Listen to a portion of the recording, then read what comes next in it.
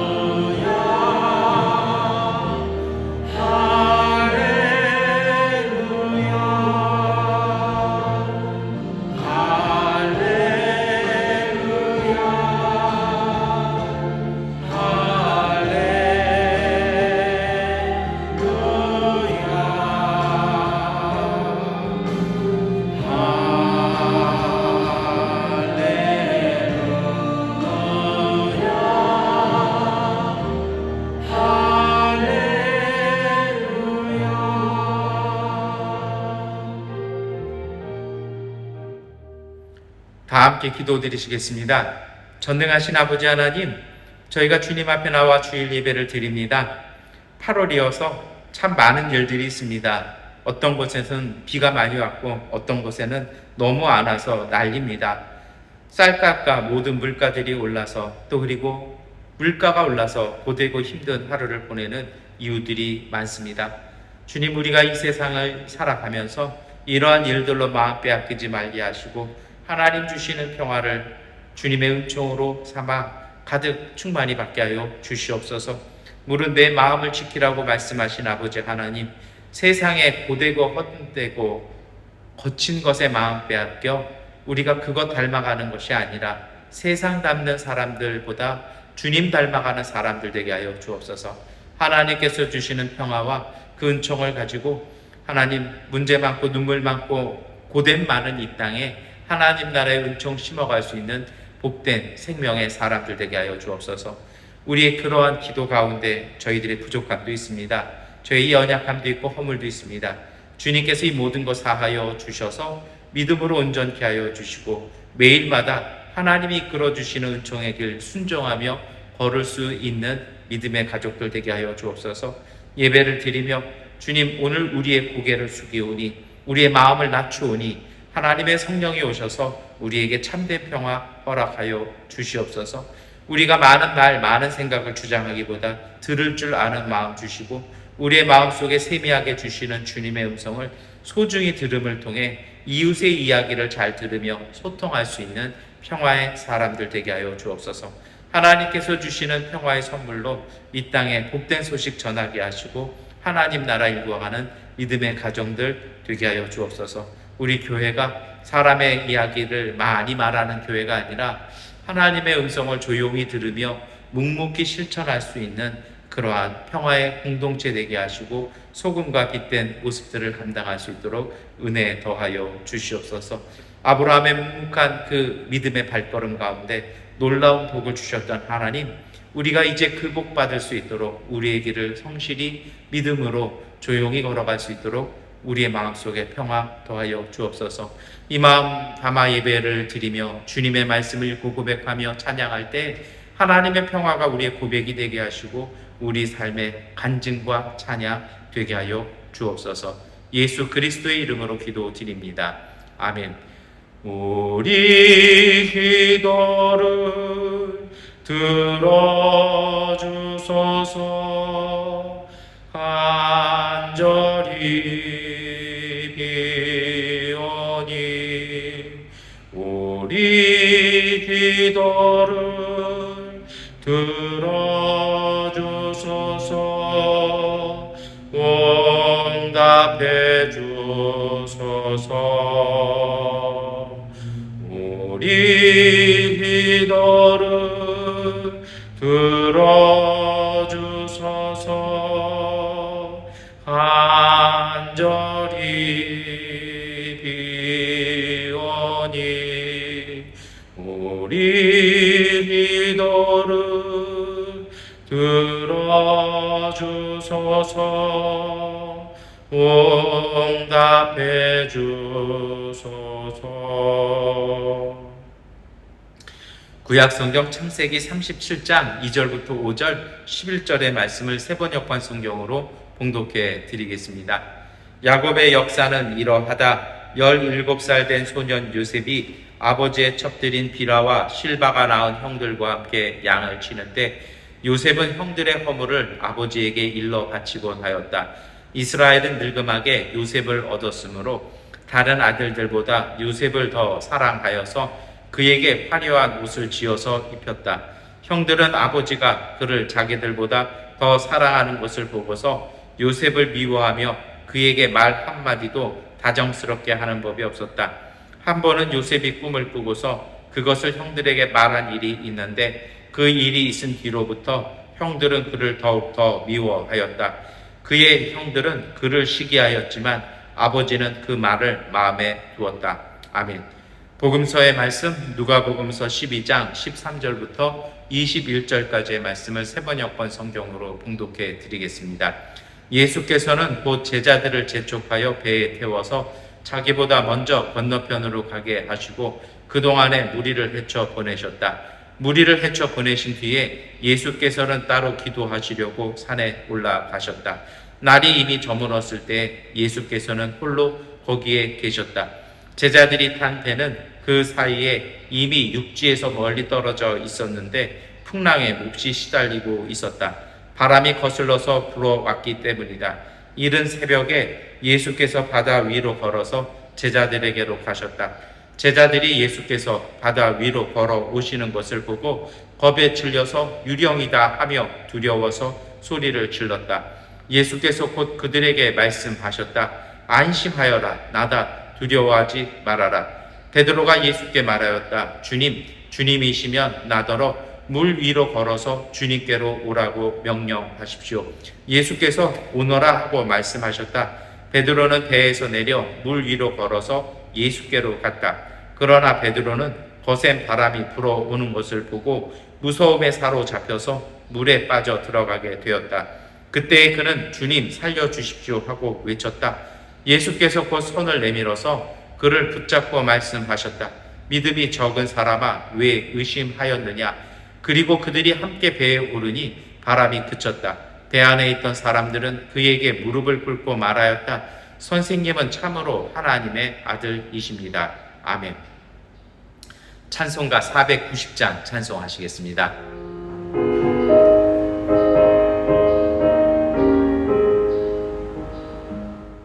주여 지난 밤 내 꿈에 배었으니 그 꿈 이루어 주옵소서. 밤같이 내게 시로 보여주사 항상 은혜를 주옵소서. 나의 놀라운 꿈 정령함이 끼는 장차 그 눈에 받을 편이 나의 놀라운 꿈 정령 이루어져 주님 얼굴을 배우리라. 마음 괴롭고 아파서 낙심될 때 내게 소망을 주셨으며 내가 영광의 주님을 바라보니 앞길 환하게 보이도다. 나의 놀라운 꿈 정령함이 끼는 장차 그 눈에 받을 편이 나의 놀라운 꿈 정령 이루어져 주님 얼굴을 배우리라. 세상 풍조는 나날이 변하여도 나는 내 믿음 지키리니. 인생 살다가 죽음이 꿈 같으나 오직 내 꿈은 참되리라. 나의 놀라운 꿈 정령함이 끼는 장차 그 눈에 받을 편이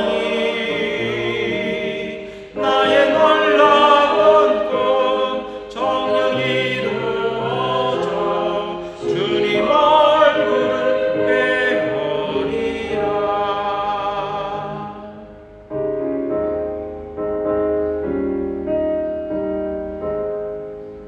서신서의 말씀 로마서 10장 8절부터 15절까지의 말씀을 함께 읽겠습니다. 그러면 그것은 무엇을 뜻합니까? 하나님의 말씀은 내게 가까이 있다, 내 입에 있고 내 마음에 있다 하는 말씀이 있습니다. 이것은 우리가 전파하는 믿음의 말씀입니다. 당신이 만일 예수는 주님이라고 입으로 고백하고 하나님께서 그를 죽은 사람들 가운데서 살리신 것을 마음으로 믿으면 구원을 얻을 것입니다. 사람은 마음으로 믿어서 의에 이르고 입으로 고백해서 구원에 이르게 됩니다. 성경은 그를 믿는 사람은 누구나 부끄러움을 당하지 않을 것이다 하고 말합니다. 유대 사람이나 그리스 사람이나 차별이 없습니다. 그는 모든 사람에게 똑같이 주님이 되어 주시고 그를 부르는 모든 사람에게 풍성한 은혜를 내려 주십니다. 주님의 이름을 부르는 사람은 누구든지 구원을 얻을 것입니다. 그런데 사람들은 자기들이 믿은 적이 없는 분을 어떻게 부를 수 있겠습니까? 또 들은 적이 없는 분을 어떻게 믿을 수 있겠습니까? 선포하는 사람이 없으면 어떻게 들을 수 있겠습니까? 보내심을 받지 않았는데 어떻게 선포할 수 있겠습니까? 성경에 기록된 바 기쁜 소식을 전하는 이들의 발걸음이 얼마나 아름다우냐 한 것과 같습니다. 아멘. 참여하겠습니다. 이 말씀 따라 사는 동안 지치지 않게 하시고 이 말씀 따라 사는 동안 주님 나라 임하소서. 이 말씀 따라 사는 동안 지치지 않게 하시고 이 말씀 따라 사는 동안 주님 나라 임하소서.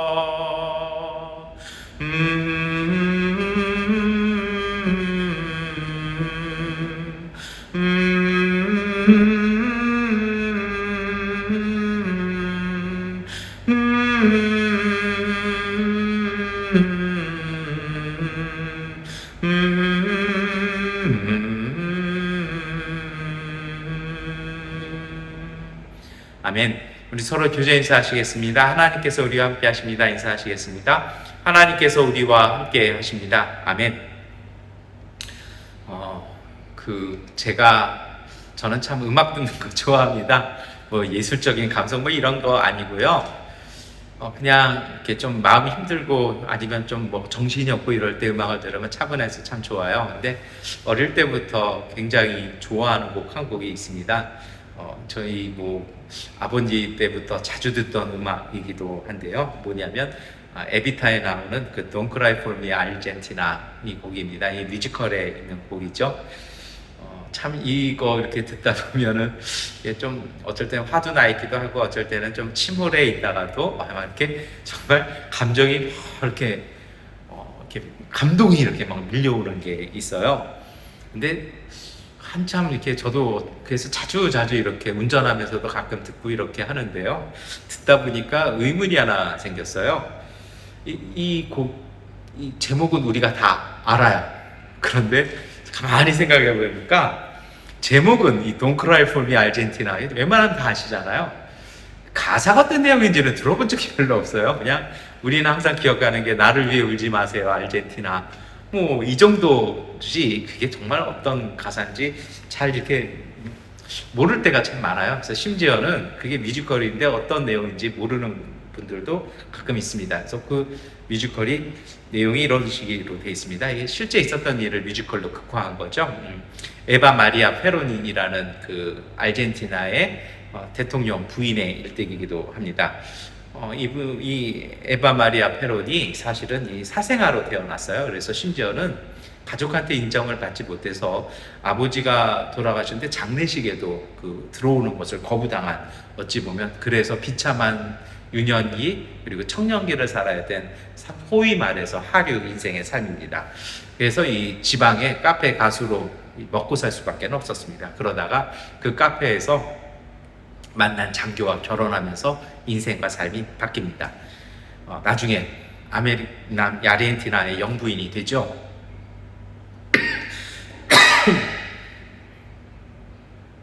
그래서 사실은 이 노래가 이제 뭐 대통령 되고 나서의 어떤 그런 것들 이렇게도 나오기도 합니다. 근데 이제 영부인으로서 이렇게 쭉 하는데 자기 남편 정말 총망받는 군인이기도 했고 정치인이기도 했던 그 페론이 대통령 되는데 아주 일가견을 했습니다. 그런데 문제는 이제 이 페론이 좀 나이가 있고 몸이 안 좋아서 이렇게 정치를 제대로 못할 때 영부인이면서 대통령 역할도 이렇게 좀 우리 입장에서는 이게 별로 안 좋아하는 거지만 한 적도 있었습니다. 그런데 주로 이 에바 페론이 그 정치할 때 비중을 뒀던 것이 그 당시에는 아르헨티나가 굉장히 잘 사는 국가였거든요.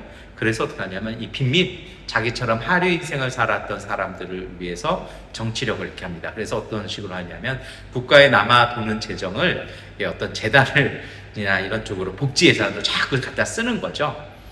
그렇게 활동하다가 사망을 합니다. 그래서 이제 뮤지컬에도 대통령 당선됐을 때도 얘기가 나오고 이제 마치 자기의 죽음을 앞두고 날 위해서 울지 말아달라고 이렇게 부르는 노래가 사실은 Don't Cry For Me 아르헨티나의 내용이기도 합니다. 이 노래 참 감미롭죠. 이 곡 자체만으로요. 그래서 저는 개인적으로는 이게 마돈나가 부른 이 Don't Cry For Me 아르헨티나가 더 감동을 주기도 하는데요. 말씀을 드렸습니다만 이 내용 이거 웬만한 분들 다 아셔요. 근데 가사 내용은 다들 잘 모르세요. 이 가사가 어떻게 되면 이렇습니다. 당신은 믿지 않겠죠? 당신이 보는 사람이 전에 알았던 여자예요. 그녀가 화려한 옷을 입더라도 당신과 있던 초라한 모습입니다. 나는 이래야 했습니다. 바꾸어야만 했습니다. 내 삶을 바닥에 있게 할 수는 없었어요. 창문 밖을 바라보는 것, 태양에서 물러나는 것. 그래서 나는 자유를 선택했어요. 주위를 뛰면서 모든 새로운 것을 하지만 아무것도 감동적이지는 못했어요. 결코 기대하진 않았죠. 울지 마세요, 아르헨티나. 내 진실은 절대로 당신을 떠나지 않는다는 것입니다. 내 거친 삶에도 나는 약속을 지켰어요. 나를 버리지 마세요.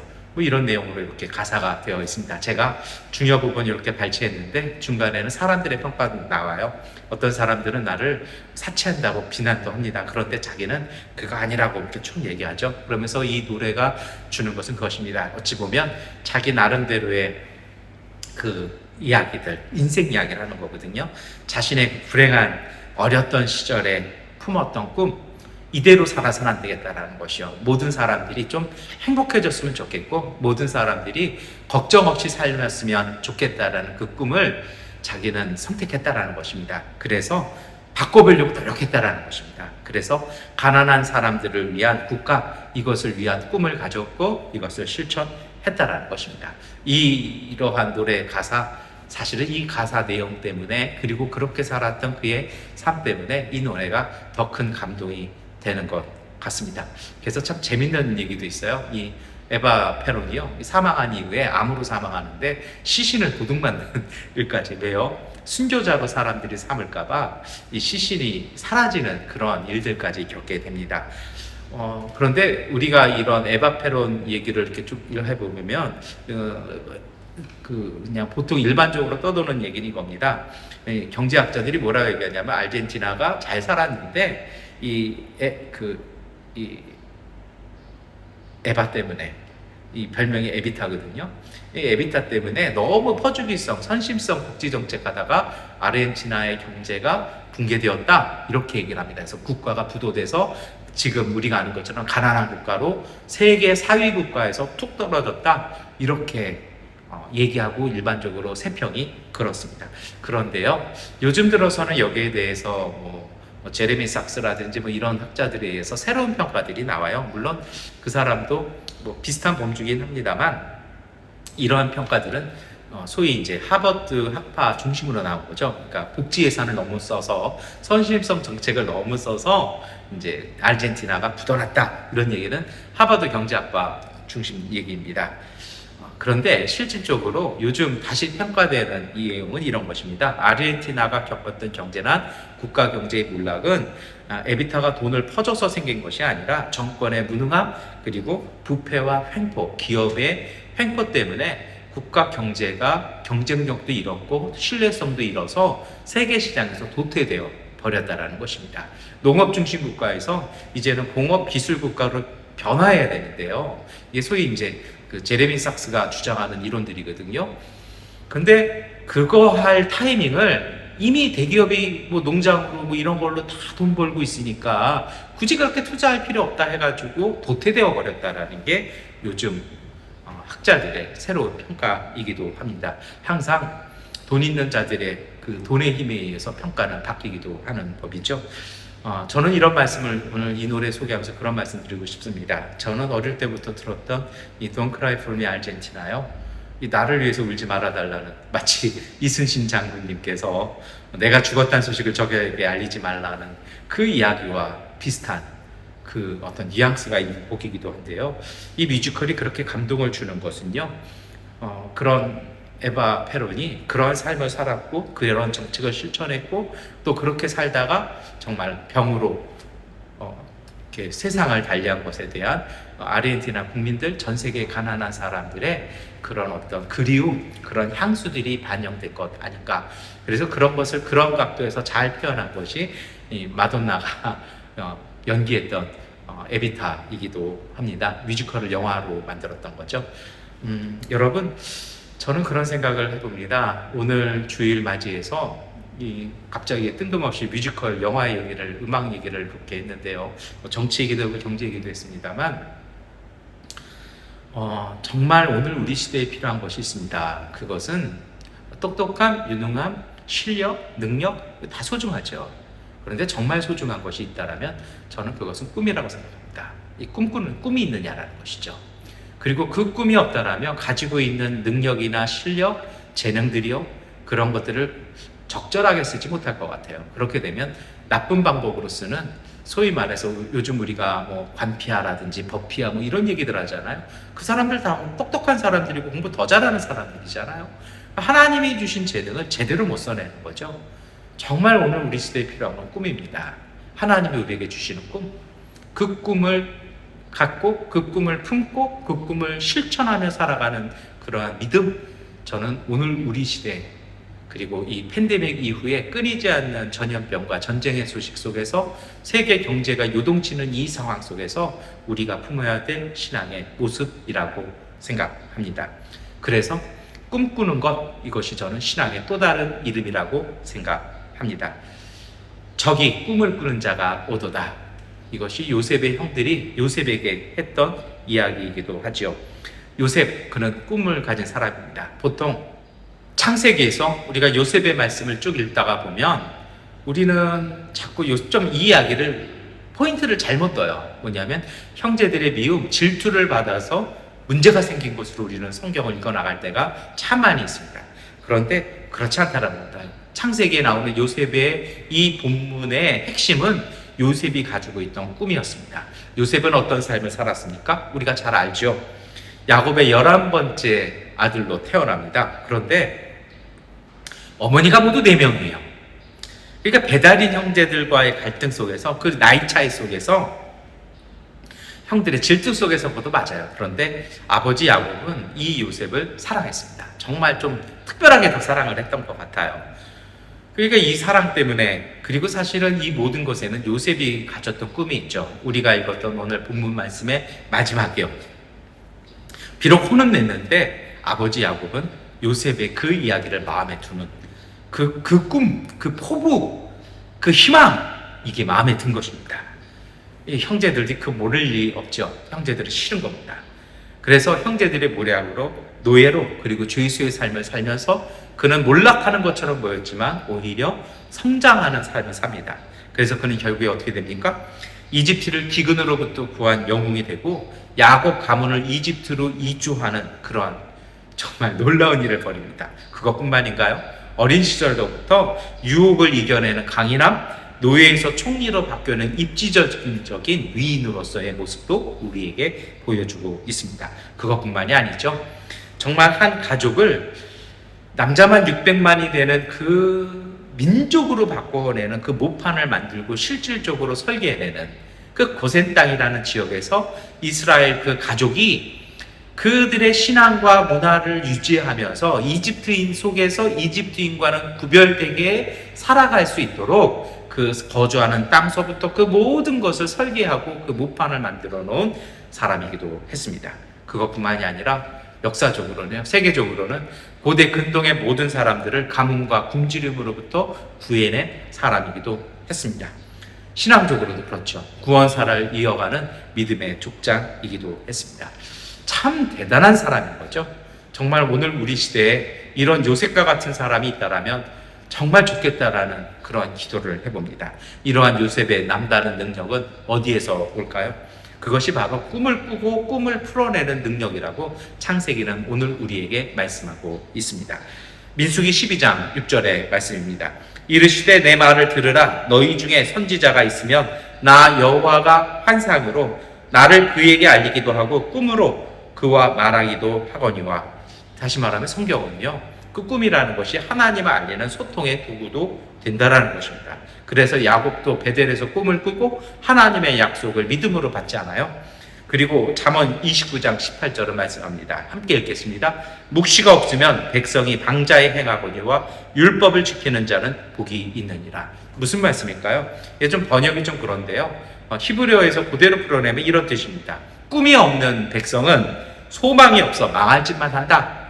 이게 이제 직역하면 이렇게 번역을 해낼 수 있습니다. 그러니까 신앙인이, 그리고 백성이, 공동체가 꿈이 없으면, 하나님 주시는 그 꿈이 없으면, 소위 말해서 비전이 없으면 소망이 없으니까 엉뚱한 짓 하다가, 제가 앞에 뭐 법부라지, 관피아, 포피아 이런 말씀 이렇게 드렸는데요. 망할 짓만 한다는 겁니다. 나라 망하는 짓만 한다는 것이죠. 그래서 성경 속에서 꿈꾼다라는 것은 하나님의 비전을 통하는 것, 하나님과 소통하는 것, 백성에게 생명을, 공동체의 희망을, 그리고 나아갈 바를 제시하는 것이라고 말씀합니다. 그러나 동시에 성경은 세상의 헛된 꿈에 대한 경고도 함께 나옵니다. 예레미야서 29장 8절입니다. 나 만군의 주 이스라엘의 하나님이 분명히 말한다. 너희는 지금 너희 가운데 있는 예언자들에게 속지 말고 점쟁이들에게도 속지 말고 꿈쟁이들의 꿈 이야기도 고지 듣지 말아라. 뭐예요? 꿈 해석해주는 얘기, 요셉도 꿈 해석해줬는데요. 섞지 말아라 이렇게 얘기하시죠. 심지어는 전도서 5장 7절은 더 아주 세게 말씀합니다. 함께 읽겠습니다. 꿈이 많으면 헛된 것이 많고 말이 많아도 그러하다. 오직 너는 하나님 두려운 줄만 알고 살아라. 꿈이 많으면 헛된 것도 못해요. 도대체 꿈을 꾸라는 얘기예요? 꿈을 꾸지 말라는 얘기일까요? 중요한 건 무엇입니까? 초점은 꿈이라고 다 좋은 것이 아니라 하나님 주신 꿈, 하나님의 비전 품으라는 것이죠. 오늘 우리가 읽었던 창세기의 주인공 요셉은 꿈꾸는 사람이었습니다. 그리고 그는 꿈만 꾸는 것이 아니라 중요한 건 이거예요. 파라오의 꿈을 해몽해서 그의 꿈을 가지고 정책으로 만들어낼 수 있을 정도로 하나님이 주신 비전과 어떤 감동들을요, 실질적인 삶으로 바꿔내고 그것을 역사로 바꿀 수 있는 능력이 요셉에게 있었다는 것입니다. 여러분, 이것이 사실은 핵심인 거죠. 신앙은 그런 것이라는 것입니다. 성령은 오늘 우리에게 오셔서 꿈도 주시지만 그 꿈을 실질적으로 삶으로 이뤄내고 열매 맺게 하는 그 능력과 은총들을 주시는 분이 보혜사 성령이십니다. 오늘 요셉의 탁월함은 꿈만 꾸는 것 아니라는 것입니다. 요셉은요, 하나님과의 대화, 그리고 하나님의 계시를 알아듣고 깨달아서 삶으로 옮겨낼 수 있는 바른 인식을 갖고 있었다는 것입니다. 하나님의 뜻을 삶의 고비들을 열어가는 열쇠로 사용하는 지혜를 가졌다는 것입니다. 요셉은요, 정말 비극적인 삶도 살았고 수많은 고생들을 했습니다. 노예로 살았고 오랫동안 죄수 생활도 했습니다. 그런데요, 보통 사람들은 이러고 나서 성공하면 뭔가 좀 갑질하고 싶잖아요. 갑질은 아니더라도요, 뭔가 좀 복수하고 싶잖아요. 원래 좀 그런 게 있어요. 고생하며 살던 사람들이요, 뭐가 좀 힘이 생기잖아요. 좋은 옷 입게 되면 자기보다 약한 사람들한테 자기가 받았던 것을 돌려주려고 합니다. 이게 사실은 심리학에서는 보상 심리인 거죠. 그런데 요셉은요, 그렇게 하지 않습니다. 총리가 된 후에 자기 앞에서 무릎 꿇고 있는 형제들을 향해서 복수가 아니라 화해를 선택합니다. 어찌 보면 대단하죠. 어찌 보면 요셉이 이 사람 성인군자 아닌가? 이런 생각이 듭니다. 그런데요, 여기에 또 다른 능력이 하나 있는 거예요. 요셉은 단순히 꿈만 비전을 갖고 그걸 어떻게 실천해 나갈지 그 탁월한 능력들, 그런 어떤 실천적인 능력들, 그것만 있었던 것이 아니라는 겁니다. 사실은요, 말씀을 드렸습니다만 중요한 거는 요셉의 인생의 모티브는 갈등이 아니라 꿈이었습니다. 그런데 이 꿈이 또 다른 기능을 하는 겁니다. 그것이 뭐냐면 자신의 비극적인 그 청년의 삶, 그 혹독한 세월들을 인간적인 관점으로 바라보고 평가하는 것을 거부해버리는 것입니다. 만약 그것을 가졌다면 그는 복수했겠죠. 그런데 그것이 아니죠. 그는 그 꿈을 단순히 풀어낼 뿐이 아니라 그 꿈으로 자신의 인생을 체화해버립니다. 무슨 얘기냐면요, 하나님이 주신 꿈으로 자신의 삶을, 지나온 상처들을 재해석하기 시작합니다. 재해석이라는 말 사실 좀 틀린 것 같아요. 바르게 해석하는 것이죠. 창세기 45장 5절 말씀 함께 읽겠습니다. 그러나 이제는 걱정하지 마십시오. 자책하지도 마십시오. 형님들이 나를 이곳에 팔아 넘기긴 하였습니다만 그것은 하나님이 형님들보다 앞서서 나를 여기에 보내셔서 우리의 목숨을 살려주시려고 그렇게 하신 것입니다. 여러분, 요셉은요, 밤에 자면서 꿈만 꾸는 게 아니에요. 누군가의 꿈을 듣고 하나님의 뜻만 얘기해 주는 것이 아닙니다. 모든 삶 속에서 임하시는 하나님의 섭리를요, 보기 시작하는 것이죠. 이것이 바로 하나님의 비전을 가지고 내 삶을 살아가는 것입니다. 하나님의 뜻을 깨달아가기 시작하는 것이죠. 풀어나가기 시작하는 것입니다. 그렇게 보니 이것을 가지고 내가 형들에게 복수하는 것, 보복하는 것 합당치 않다라는 것입니다. 이것은 형들이 하시는 것이 아니라 하나님께서 나를 조금 고되고 힘든 길로, 훈련의 길로 이끌어 가시고 준비시킨 과정이라고 요셉은 고백하고 있는 것입니다. 고난과 고통 속에서요, 원망과 아픔의 수렁 속에서 이스라엘과 이집트와 그 이 주변의 모든 근동 지역을 구하시는 하나님의 섭리를 요셉은 깨달은 것입니다. 정말 가난하고 아픈 사람들이요, 권력자들이, 부자들이 어떻게 땅을 축적하고 어떻게 소유했기 때문에 이 모든 곳에 기근이 생기고 문제가 생기는지, 그리고 그 속에서 가난한 이들은 어떻게 살아야 하는 것인지, 그들은 노예로서 살면서, 총리로 살면서, 죄수로 살면서 그 문제와 아픔과 해법을 찾아나갔던 것입니다. 그것을 통해서 그는 자신이 꾸었던 꿈을 실천하기 시작한 것이죠. 하나님의 섭리를 읽고 그 섭리 앞에서 자신이 하나님께 가졌던 비전을 풀어나가는 것, 이것이 바로 영성입니다. 요셉에게 있어서 꿈은 특별한 의미가 있습니다. 그것은 자신과 주변의 삶에 대한 재인식입니다. 바른 인식입니다. 이것을 소위 말해서 코페르니쿠스적 사고전환이라고 얘기합니다. 지구 중심으로 모든 것이 도는 것이 아니라 태양 중심으로 도는, 다시 말하면 모든 생각과 모든 판단의 중심을 바꿔버리는 것, 이것이 바로 신앙적인 회개입니다. 그 회개의 영성이 오늘 우리로 하여금 이 세상은, 내가 살아가는 삶은 내 중심이 아니라, 인간적으로 살아가는 것이 아니라 하나님께서 이루시는 섭리를 느끼고 깨닫고 그것에 부응하며 고백하는 삶으로 바뀌어지는 그 변화, 이것이 소위 말해서 구원의 은총인 성령 세례고 중생의 역사이고 우리가 다시 태어나는 것입니다. 니고데모가 그토록 이해 못했던, 어떻게 사람의 어머니 뱃속으로 들어가야 하냐라는, 그러나 예수님께서 성령은 이 모든 것을 하신다라는 그 변화가 바로 이런 것이라는 것입니다. 그리고 요셉은요, 그것을 통해서 자신의 삶을 보죠. 고통 속에서 함께 하시는 하나님의 와의 만남을 통해서요, 그는 지혜를 갖고 그 속에서 자신의 길을 걸어가는 것이죠. 이것이 창세기가 전하는 요셉의 삶의 중심과 메시지이기도 합니다. 하나님의 꿈을 꾸는 사람들, 그 꿈을 따라 하나님과 동행하는 사람들, 그런 사람들은 개인적인 고통과 고난 속에서도 품게 되는 하나님의 꿈으로 그 아픔을 이겨나간다는 것입니다. 하나님의 숨은 그 깊은 섭리를 깨닫고 품어낸 사람들은요, 그 꿈을 실천하며 산다는 것입니다. 이것이 저는 에비타의 감동이고 요셉의 눈물 어린 형님들과의 화해의 모습 속에 일어나는 역사라고 생각합니다. 여러분, 꿈이 있으면 감동이 있습니다. 감동이 있으면 통감이 있고 그 속에 역사는 일어나는 것입니다. 꿈을 품고 입으로 고백하며 선포하는 믿음, 이것이 오늘 우리 시대에 우리가 가져야 될 믿음의 모습입니다. 사도 바울은 이것을 증언합니다. 로마서 10장 8절, 10절과 11절 말씀 함께 읽겠습니다. 그러면 그것은 무엇을 뜻합니까? 하나님의 말씀은 내게 가까이 있다, 내 입에 있고 내 마음에 있다 하는 말씀이 있습니다. 이것은 우리가 전파하는 믿음의 말씀입니다. 사람은 마음으로 믿어서 의에 이르고 입으로 고백해서 구원에 이르게 됩니다. 성경은 그를 믿는 사람은 누구나 부끄러움을 당하지 않을 것이다 하고 말합니다.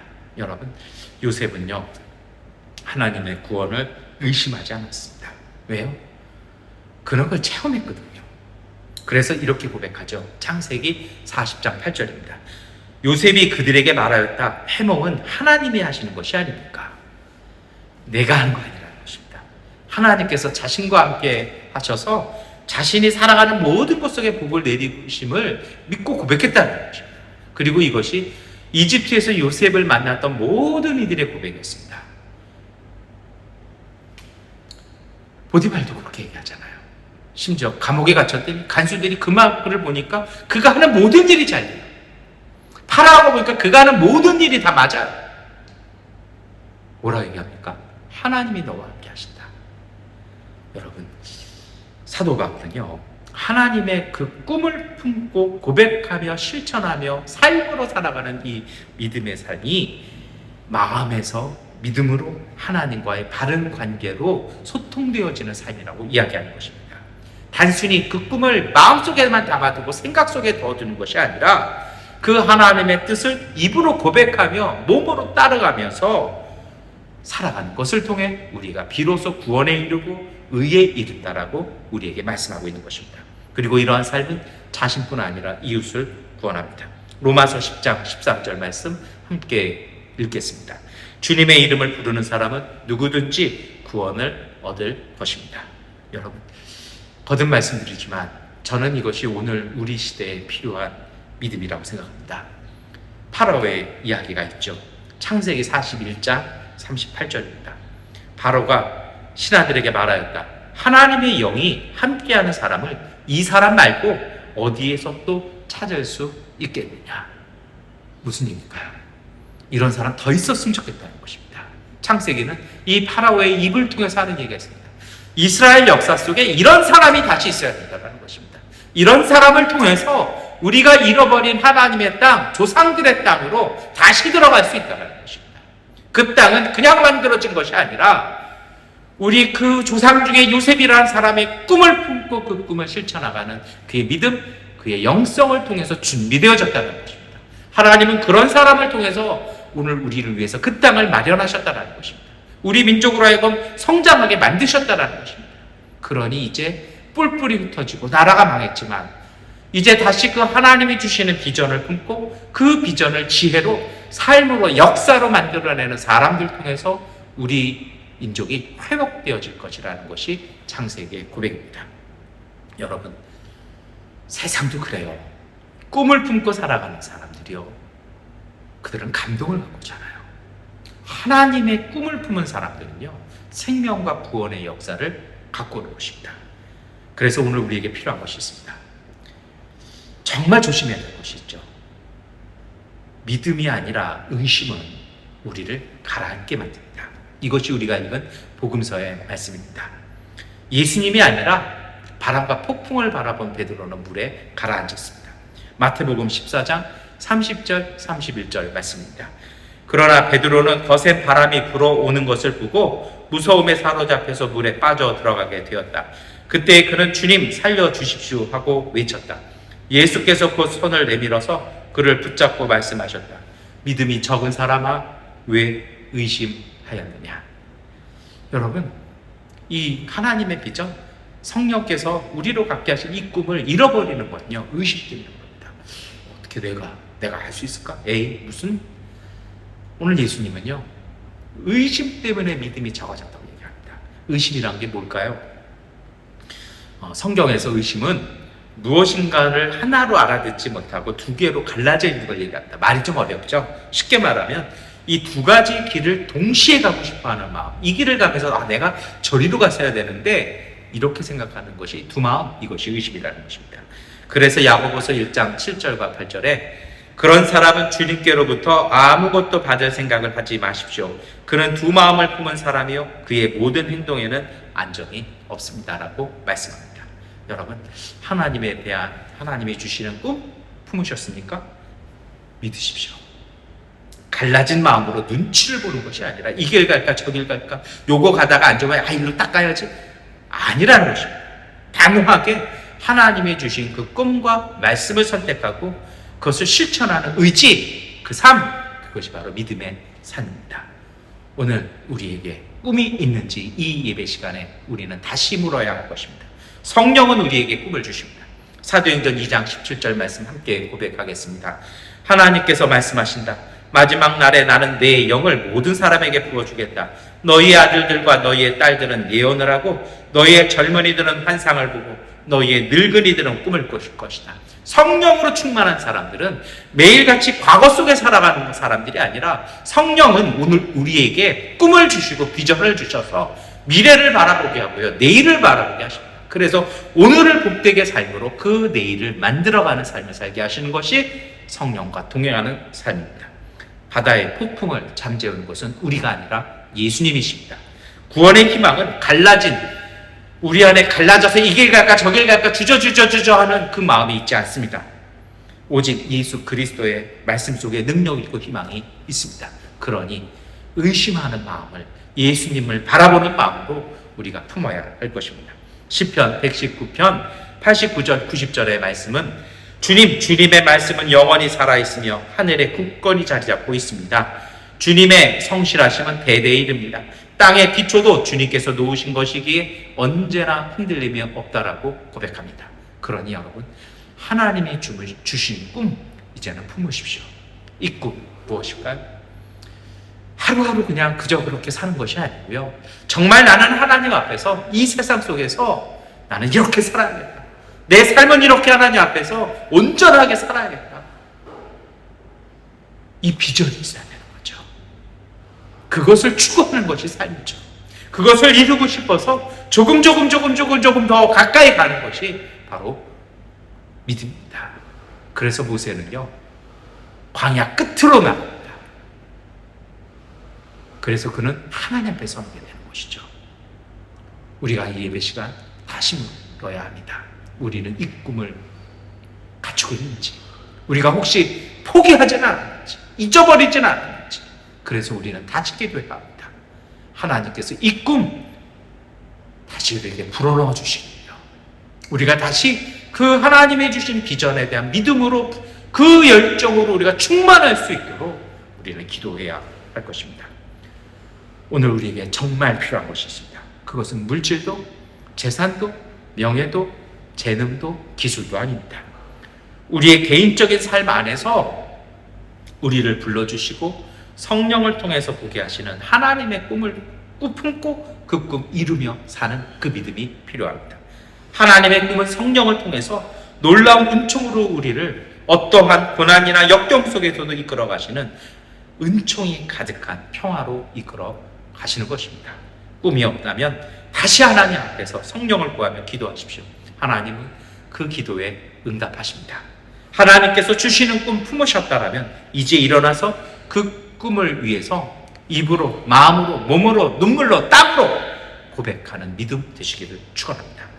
그 믿음의 실천을 마음에 믿고 입술로 고백하며 땀 흘릴 때에 하나님 나라의 놀라운 은총이 오늘 우리의 삶 속에 하나님의 구원을 이루어 갈 것입니다.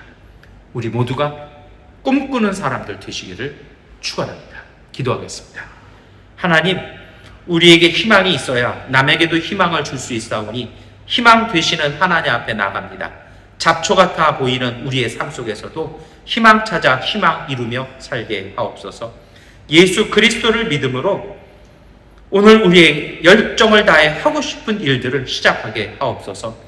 예수 그리스도 안에서 희망으로 몸부림치게 하옵소서. 예수 그리스도 안에서 우리를 바로 알게 하시어 우리가 진정 바라는 것들을 바로 깨닫게 하옵소서. 주님의 말씀으로 우리의 마음과 생각의 모든 것들이 변화되게 하옵소서. 예수 그리스도의 이름으로 기도드립니다. 아멘. 찬송가 516장 찬송 드리겠습니다.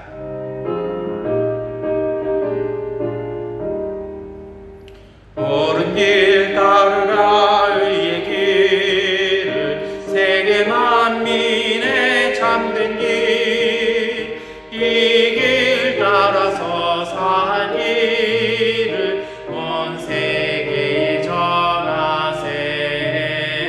만 백성이 나갈 길, 어두운 밤 지나고 동든다. 환한 빛 보아라 저리, 주 예수의 나라 이 땅에 곧 오겠네 오겠네.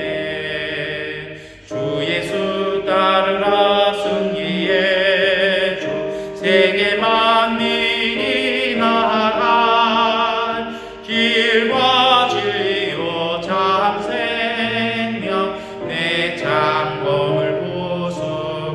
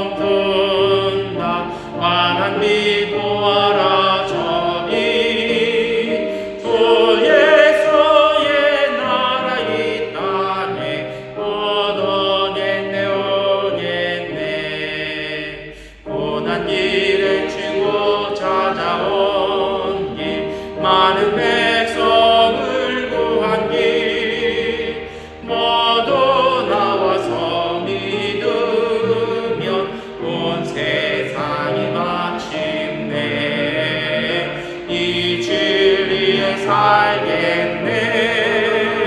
어두운 밤 지나고 동튼다. 환한 빛 보아라 저기. 주 예수의 나라 이 땅에 얻어냈네 오겠네.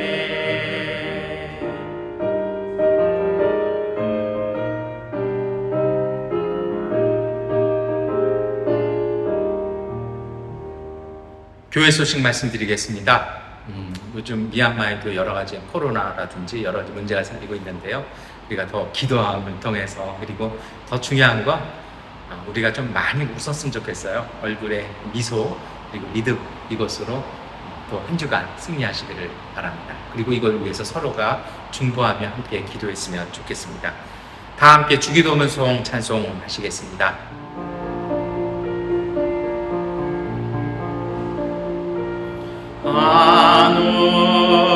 하늘에 계신 아버지 이름 거룩하사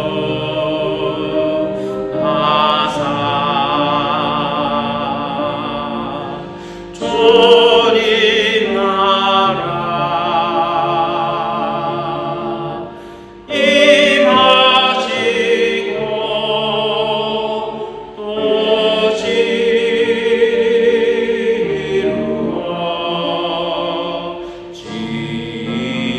또 이루어지이다. 일용할 양식 주시고 우리 돌에 근되 다 용서하옵시고 또 시험에 들게 마시고 악에서 구원하소서. 내게 주의 나라 주의 권세 주의 영광 영원히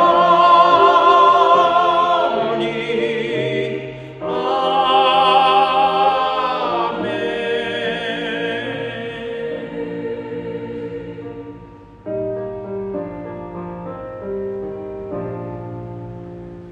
전능하신 아버지 하나님, 주일 예배 드리며 하나님 앞에 감사함으로 예물 드렸습니다. 예물 드린 모든 믿음의 가정들과 그 일터 위에, 그리고 삶 위에 하나님 주신 복과 은총 가득하게 하여 주옵소서. 주일 예물 11조 감사 예물 선교와 구제 헌금 주 앞에 드렸사오니 이 예물들로 하나님 가난한 이들에게 소망과 하나님 양식과 쉼되는 하나님의 나라의 복음 전하여지게 하여 주옵소서. 지금은 우리 주 예수 그리스도의 은혜와 거룩하신 하나님의 은총과 보혜사 성령님의 역사와 능력이 하나님께서 주시는 꿈을 희망으로 삼아 보혈의 능력으로 삶을 일궈나가므로 은총과 기쁨과 회복의 삶을 살기로 결단하는 미얀마 한인연합회 모든 가족들 위의 삶에 영원히 함께 하시기를 간절히 축원하옵나이다. 아멘. 주님의 평화가 우리와 함께 우리 이웃들 가운데 하나님께서 함께 하십니다. 이곳으로 주일 예배를 마치겠습니다. 지금 이곳